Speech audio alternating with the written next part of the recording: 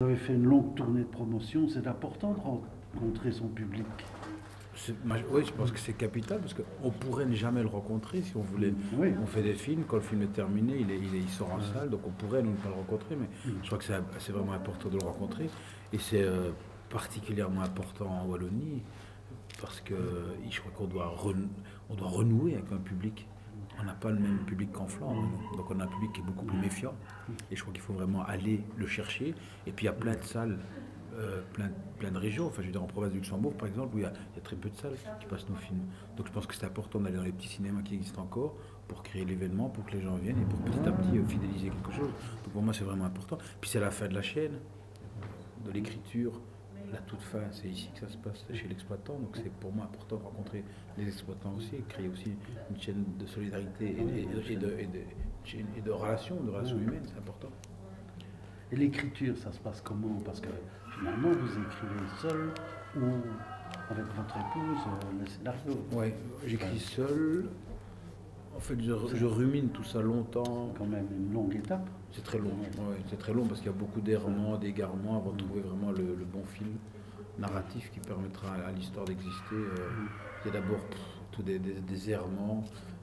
C'est pas très structuré au départ l'écriture, c'est après que ça devient un peu plus structuré. Et quand vous commencez à tourner, il y a encore parfois des changements au tournage. Oui, sur mes 3 premiers films, il y avait des changements au tournage, beaucoup même, beaucoup de changements. Ici, j'étais dans une configuration qui ne me permettait pas de changer pendant le tournage parce que j'avais un casting avec des comédiens plus professionnels. plus professionnels, puis surtout je les perdais.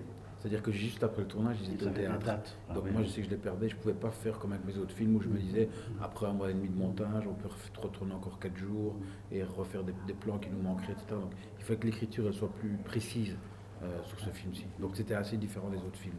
C'est un élément important, le casting dans ce film, évidemment. Il y a des acteurs reconnus, même des icônes du jeu, comme Max von Sydow, Michael Lonsdale.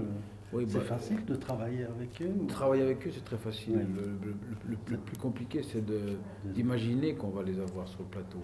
Après même de les avoir, ça s'est fait de manière très simple, mais au début, on anticipe très fort la chose, on appréhende la chose, et puis, in fine, quand le contact se fait, ça se passe très très bien. Et puis sur le plateau, ça se passe de manière tout à fait naturelle, parce que ce sont des vieux comédiens de la vieille école, et qu'il y a ce côté extrêmement professionnel et en même temps extrêmement abordable aussi.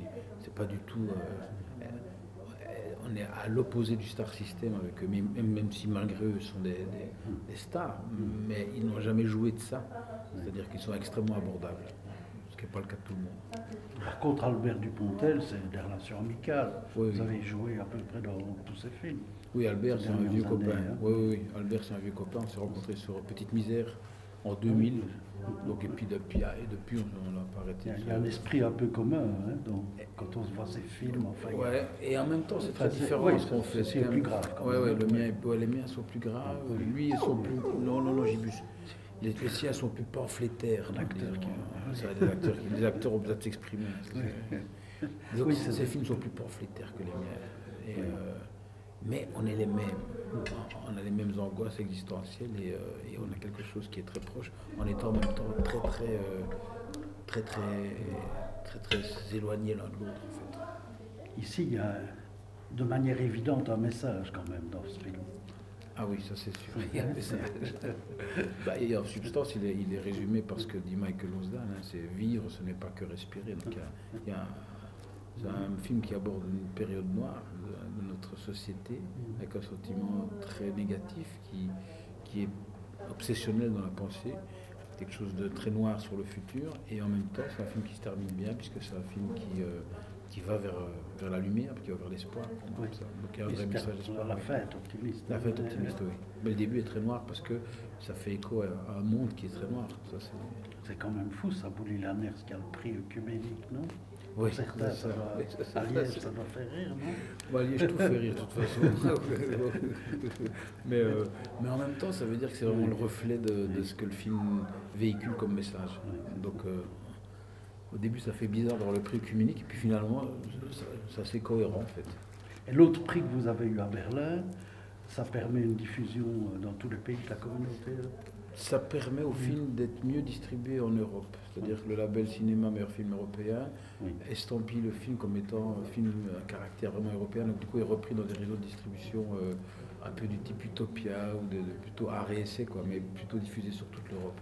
Donc ça nous aide dans la mesure où c'est clair que c'est pas un blockbuster, c'est pas une comédie française, on est dans un film encore art et essai, et on a besoin de tous ces éléments-là pour que le film existe. On vous a beaucoup entendu, beaucoup vu, et on sent que vous aimez parler aussi, non seulement du film évidemment, mais de plein d'autres choses aussi, de vos inquiétudes par rapport à la société aussi. Le film me permettait d'exprimer tout un truc, et c'est pour ça qu'on m'a vu beaucoup, mais après on va plus me voir du tout, hein. Ça, je vous assure. Ici c'est parce que j'accompagne le film que j'ai besoin de le faire, que ça me permet aussi de parler des choses qui sont liées au monde. Donc, pour moi le cinéma n'est pas quelque chose qui est décroché du reste de l'humanité, ça fait partie, c'est le reflet pour moi de la société. Le cinéma est un art vivant qui est le reflet de ce qui se passe dans notre monde, et donc c'est important pour moi aussi de parler de ce monde-là. Et donc, je profite effectivement de la vitrine que me donne le film pour pouvoir m'exprimer sur plein de sujets. Mais je sais que on me voit uniquement dans le cadre d'un débat sur quelque chose de précis. Mais je refuse toujours de refaire des émissions télé où je serai juste invité parce que je suis invité, où je n'aurai rien à dire. Donc, une fois que le cadre de la promotion du film sera terminé, on ne me verra plus. Jusqu'à la prochaine fois. Moi, je ne peux pas t'arrêter là. Non. Personnellement, j'adore le bully acteur. On n'a jamais appris à jouer au départ. Non. C'est vraiment inné un peu. Il y a quand même. Ça joue pour certains. J'ai joué dans des mauvais films, j'ai joué très mal dans des mauvais films. Donc, à mon avis, j'ai fait mon écolage sur des téléfilms. Mais il y a des films dans lesquels je suis vraiment très mauvais. Dans les premiers films dans lesquels je jouais, c'est heureusement des téléfilms qui ne sont plus diffusés, hein, parce que c'était très mauvais, et j'étais très mauvais. Je pense que c'est d'avoir travaillé sur les plateaux qui a fait que j'ai commencé à bosser à 19 ans, donc le plateau je connais, c'est là que j'ai vu travailler les autres. Toto le héros, c'est même le premier rôle. C'était le premier vrai film, mais je travaillais déjà depuis, parce que Toto le héros c'est en 89, mais moi j'ai commencé à travailler en 84 sur les plateaux. Donc, mais c'était plutôt des plateaux de télé, des plateaux comme décorateur alors. Ah oui, comme décorateur, accessoiriste, voilà exactement. Belle période aussi. Ça c'était une très belle période, avec beaucoup plus d'insouciance qu'aujourd'hui. Oui, Janin Liberski, c'est aussi de la famille. Ça, c'est la famille, oui, parce que c'est là que je me suis fait ma famille de cinéma aussi. Mon chef opérateur était le caméraman des Snuls, ma script était la script des Snuls. Enfin, il y a vraiment toute une école, toute une famille qui s'est formée à ce moment-là, quoi. Oui, et quand on voit tout ça, moi je suis quand même épaté par les derniers rôles que vous avez joués, qui ont un côté comique peut-être un petit peu, surtout Je suis mort, mais j'ai des amis. Mais Lulu Femme Nue ou Tous les chats sont gris sont des rôles plus dramatiques. Oui, mais j'aime bien. Vous excellez là-dedans aussi. En fait, j'aime mieux. On me propose plus de comédie, mais j'aime mieux les films. J'aime mieux les films plus dramatiques, en fait. Là, on me propose encore une grosse comédie française. Et je suis pas sûr que je vais la faire parce que ça ne me correspond plus. Et vous avez fait un film Catel qui verrait. Oui, j'ai fait le film Catel qui verrait. Ça, c'est pas une comédie. Non, ça c'est un très beau scénario. Mais c'est rare des scénarios comme ça. Donc ça, je suis très content quand il y a un film comme ça. Après, au mois de septembre et au mois d'août, je vais tourner dans Tueur, le film de François Troukens, qui est un polar, fait par un...